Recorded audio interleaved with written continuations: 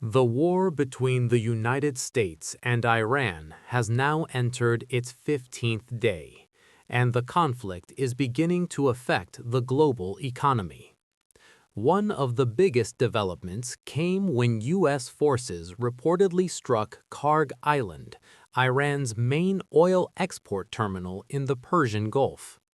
Kharg Island handles the majority of Iran's oil exports, making it one of the most important economic targets in the country.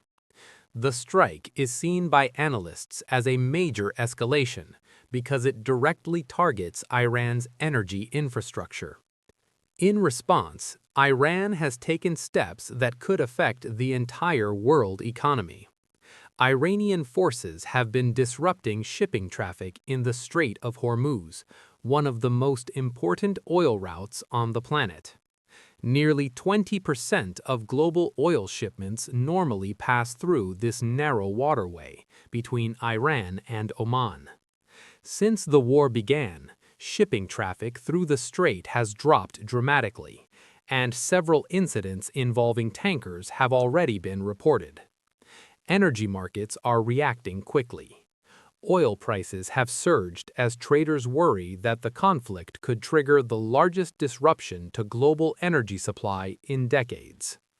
Meanwhile, military activity across the Middle East continues to increase. Both sides are positioning forces across the Persian Gulf, while regional countries remain on high alert.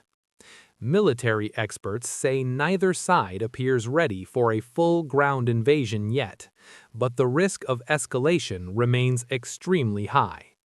Even a single attack on shipping or oil infrastructure could push the conflict into a much wider regional war. For now, the world is watching closely as the conflict between the United States and Iran continues to unfold. The next few days could determine whether this war begins to slow down or spreads further across the Middle East.